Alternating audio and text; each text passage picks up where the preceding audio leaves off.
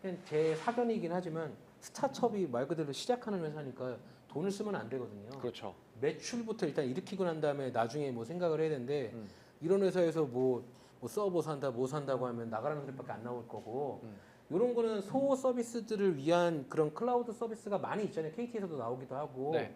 요즘 그런 그 한 100명 언더 뭐 요즘 50명 언더도 있는 것 같아요. 50명 언더로 해서 이렇게 패키지로 상품 구성이 잘 돼 있더라고요. 그런 거를 운영해서 쓰다가 사세가 확장이 되면 그때는 뭐 행복한 거니까 그때 가서 그런 영업사원들을 통해서 이제 제안을 받아서 이제 턴키로 되는 서비스를 받으면 될 것 같고 근데 문제는 아무리 조금해도 이런 인프라를 써야 되는 경우가 있잖아요. 두 가지인 것 같은데 하나는 이 스타트업의 규모가 얼마나 될지 모르겠지만 그 왜 그런 거점별로 그 창조 경제 무슨 센터 이런 게 있어요. 있더라고요. 네, 있어요. 네. 네. 그 판교 쪽에서도 제가 네, 본 것 같은데 네. 무슨 거- 혁신센터 뭐 네, 이런 데 무슨 있어요. 혁신센터 네. 무슨 혁신센터에서 나라에서 돈 들여가지고 많이 만들어 놓은 게 있는데 거기서 약간 그런 공용 인프라로 좀 제공해 준다. 그런 맞다. 걸 먼저 쓰면 좋을 것 같아요. 근데 그 공유 오피스는 솔직히 실제로 써본 사람들 얘기 들어보니까 좀 너무 불편하다고 하더라고요. 특히 또 스타트업 같은 경우에는 그런 그 아이디어 하나로 해가지고 비즈니스를 처음 시작하는 데인데 좀 유출의 그런 염려도 있고 해서 그렇지. 예, 이제 그런 데를 좀 활용하시거나 그래도 우리는 아무리 작아도 우리 거를 직접 네. 이걸 해야 된다고 하면 이거를 위해서 뭐 사람을 고용할 수는 없으니까 뭐 링크드인에 됐던 이런 데다가 그런 짧은 프로젝트급으로 해서 원하는 거를 올려놓고 하면 프리랜서를 구하면 되겠군요. 네, 뭐 링크드인 아니라도 요즘 그런 플랫폼들이 많이 있더라고요. 네. 그런 건 바이 건으로 처리해 주는 거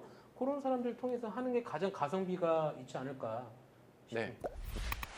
저는 이제 외국계에서 오래 근무를 해서 외국계에서는 되게 철두철미하게 지키는 것 중에 하나가 R&R. JD, 잡 디스크립션, 음. 그러니까 업무 분장표라고 한국말로는 보통 하겠죠. 네. 근데 그게 어느 정도는 사실 한국 회사에서는 저기 사람 구할 때 필요하니까 보통 팀장한테 연락해서 사람 뽑을 때 뭐뭐 봐야 돼요. 뭐 랭귀지 이거 써야 돼요.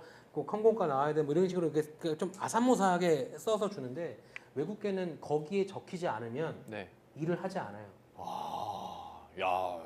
그게 약간 한국에서는 조금 그게 좀 낯선 문화인데 물론 한국에 있는 외국계 회사 중에 오리지널 외국계 그 롤을 따라가는 데가 100%는 아니겠지만 기본적으로 말할 근거가 되거든요. 나 입사할 때 받은 JD에 그런 게 없었다. 그걸 왜 그렇게 얘기하냐? 네. 이 일을 하면 이만큼 돈을 줘야 되는데 난 이 일하고 요만큼 돈 받기로 했는데 얘기 안 했잖아. 야, 전 그렇게 하면 야, 이 싸가 막 이렇게 나가. 나간 그렇게 되잖아요. 근데 세상이 좀 바뀌는 것 같아요. 다행이네요. 꼭 외국계라고 다 이제 뭐 100% 그런 건 아니지만 이제 국내 기업들도 이제 R&R이랑 잡디 그러잖아요. 네. 잡디로 이제 진짜 젊은 친구들은 이렇게 얘기하더라고 없는데요 이렇게 얘기를 하더라고. 근데 맞는 말인 것 같아요. 그게 맞죠, 애초에. 네. 근데 그 동안은 막 이것도 하고 저것도 하고 그래 뭐 이렇게 했는데 이제는 세상이 그런 세상이 아니니까. 그럼 애초에 그렇게 R&R을 명확하게 분류를 해놓는 게 중요하겠네요. 문서화해서. 문서화를 하고 그거를 인사팀이랑 같이 얘기를 해야 돼요.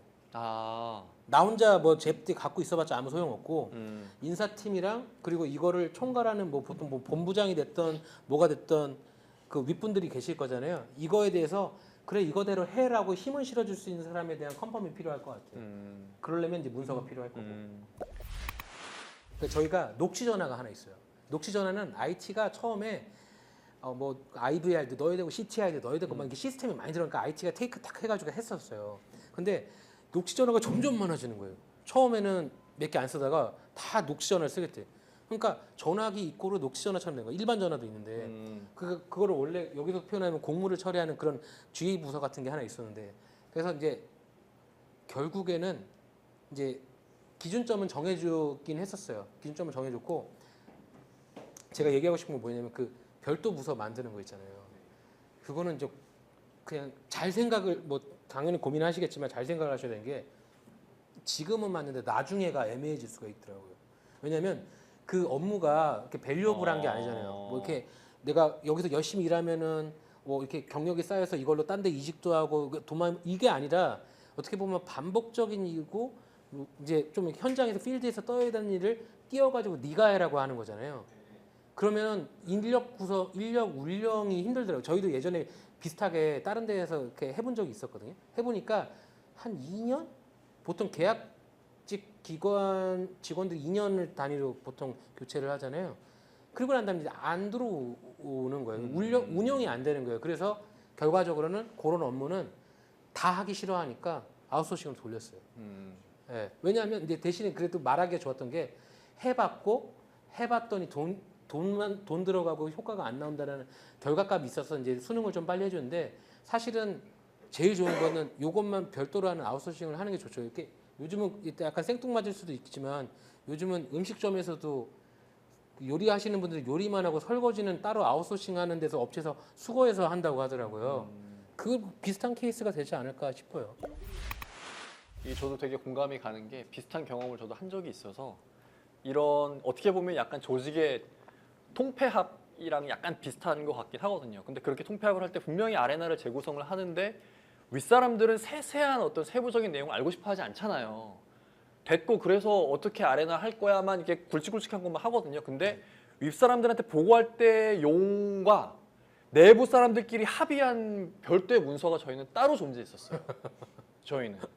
그래서 보고는 보고대로 하고 대신에 딴 말하지 말라고. 우리끼리 합의한 거는 이 아레나의 이런 업무들이다. 딴 소리 하지 말아라. 저희는 그렇게 해서 해결했었어요. 예전에. 그렇죠. 현업에서는 어떻게든 일은 해야 되니까. 근데 어쨌든 문서가 남아 있으면은 따질 수 있는 근거가 있으니까 그거 가지고 들이밀면 할 말은 없더라고요. 그래서 뭐 이렇게 뒷담화 까고 뭐라 하면은 그냥 어쩔 수 없이 술 한잔 해야 되는 거고 그거는 그렇게 해결했었습니다. 이게 너무 뻔한 얘기지만 사실 정답 항상 왕도가 없는 것 같아요. 영어 잘하려면은 그 매일 듣고 매일 연습하고 매일 하듯이 이게 다 알지만 다 바빠서 다 못하는데 그러니까. 결국에는 날 잡아가 해야 돼. 근데 그냥 제 경험상 보면 이거를 합시다 짧게 하면 안 되고 그냥 빡세게 한 이틀 딱 가둬놔야 돼요. 이것만.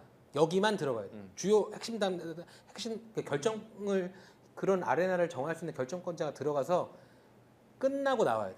나중에 하면 안 돼. 그 자리에서 끝내요. 진짜 공감하는 게 이런 거 하신다고 많이 하시는 게 TFT거든요. TFT 해갖고 일주일에 한 번씩 만나요. 진전이 안 됩니다. 망해요. 진전이 안 돼요. 이런 거 하실 때는 진짜 정말 말씀하신 대로 어디 워크숍 가야 돼요. 워크숍 가갖고 끝날 때까지 안 돌아오는 각오로 가면은 금방 끝나요. 이거는. 저는 그런 경험 많이 해봤어요. 저도 이제 고객 개인정보 같은 게 좀 있을 것 같은데 일단 저희는 이제 개인정보 관련한 거는 그 롤을 좀 나눴습니다. 왜냐면 저희 IT는 정보 보안, 개인정보 관련한 거에 대한 총괄은 컴플라이언스. 근데 그게 그 컴플라이언스 부서가 존재하지 않거나 개념이 없는 회사들은 사실 IT가 다 퉁쳐가지고 그러니까요. 보안팀에서 보통 많이 하잖아요. 보통 그 보안 책임자 누구면 IT 팀장 이름 쓰고 막 이렇게 다 이렇게 하긴 하는데 그러니까. 저희는 좀 그게 좀 분리되어 있어서 그나마 다행이에요. 그렇게 해서 좀 나누고 그리고 이제 매년 좀 그 어세스먼트 보안 평가를 따로 하고 있어요. 근데 보안 평가를 할 때도 나눠서 해요.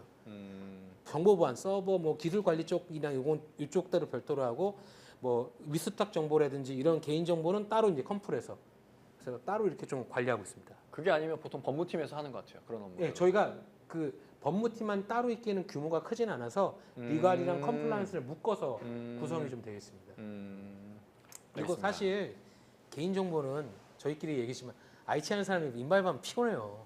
그 법이 맨날 바뀌어요. 그 법이 맨날 바뀌고 이번에도 9월 달인가 뭐 개정됐다고 해서 사실 저희는 그거를 문서를 보는 사람들이 아니기 때문에 몰라요. 조금 어려워서 만약 여건이 된다고 하시면 그런 적당한 부서에다 이렇게 넘기시는 거를 좀 추천드리겠습니다.